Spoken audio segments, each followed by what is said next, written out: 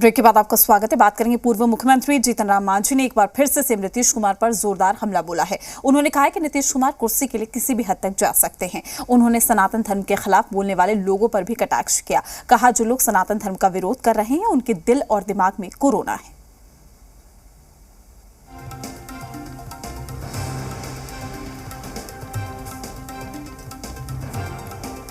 कि नीतीश कुमार जी कुर्सी पाने के लिए कुछ भी कर सकते हैं। 4 बार जिस भाजपा को उन्होंने कहा था कि बड़का झूठा पार्टी है, उसका सहारा लेकर के सरकार बनाए, फिर जिस तेजस्वी प्रसाद को कहा कि आप जरा स्पष्ट कीजिए केवल 4 सीट हुआ और उसी के आधार पर फिर तोड़ दिए गठबंधन। नरेंद्र भाई मोदी जी का ये बड़प्पन है कि वैसे आदमी को जो इतना उनको बेइज्जत किया और उसके बावजूद भी वो बाइडेन से उनको परिचय दिलवा रहे हैं, तो ये महानता है नरेंद्र भाई मोदी जी का। लेकिन ये आदमी, हम समझते हैं कुर्सी के लिए कोई भी बात कर सकते हैं, कोई नीति, कोई नियत, कोई कार्यक्रम इनको नहीं है। एक ही कार्यक्रम है कि किसी तरह से कुर्सी पकड़े रहो। वहीं इस पूरे मामले पर अब सियासी बयानबाजी भी शुरू हो गई है।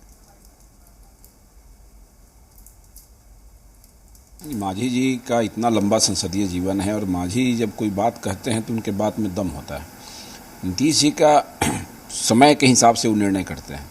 सत्ता में रहने के लिए कभी भाजपा का उपयोग, कभी राजद का उपयोग, यही किए हैं और लगातार राजद को तो तोड़ने का भी काम किए हैं। भाजपा तो उनसे टूटने वाली स्थिति में नहीं है कि भाजपा को वो तोड़ देंगे, इसलिए लगातार उनका प्रयास रहता है। जब वो जैसे किसी से संबंध बनाते हैं, गठजोड़ करते हैं, गठबंधन बनाते हैं, उसी दिन उसको तोड़ने की भी तिथि वो तय कर लेते हैं और उसी दिन से उस हिसाब से वो काम करना शुरू कर देते हैं कि इनसे कब गठबंधन तोड़ना पड़ेगा।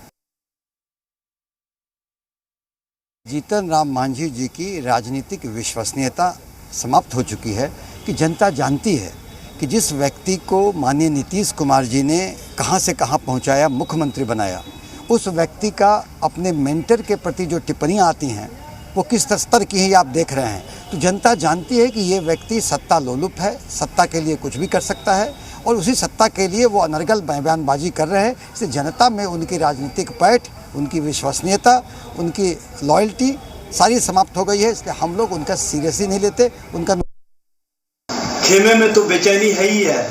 भाजपा के पिच पर जाकर के खेलने वाले जीतन राम मांझी जैसे लोगों को भी बेचैनी है।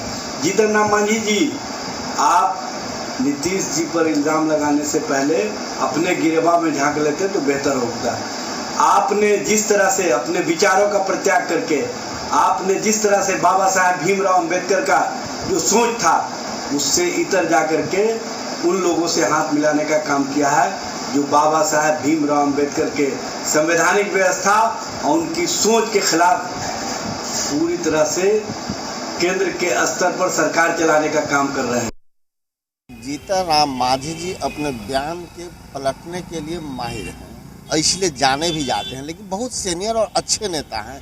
उनके पास कोई विकल्प नहीं है कि इंडिया गठबंधन के नेताओं पे हमला करने के बजाय कोई विकल्प नहीं है, क्योंकि वहाँ साबित करना है कि हम आपके वफादार हैं। इसलिए साबित करना है कि चूँकि जीतन राम मांझी को कह के ले गया था कि आपको राज्यपाल बनाएंगे, 3-4 सीटें देंगे, अब इनको क्रिकेट के 12वां प्लेयर की तरह आउटस्टैंडिंग में डाल दिया है, राज्यपाल भी नहीं बनाए। इसलिए यह भाजपा से वफादारी दिखाने के लिए नीतीश कुमार जी पर हमला कर रहे हैं, जो नीतीश कुमार जी के कारण वो आज पूर्व मुख्यमंत्री हैं। ताकि मुख्यमंत्री तो नीतीश जी ही बनाए थे, भाजपा ने कोई उनकी पहचान दी नहीं दी।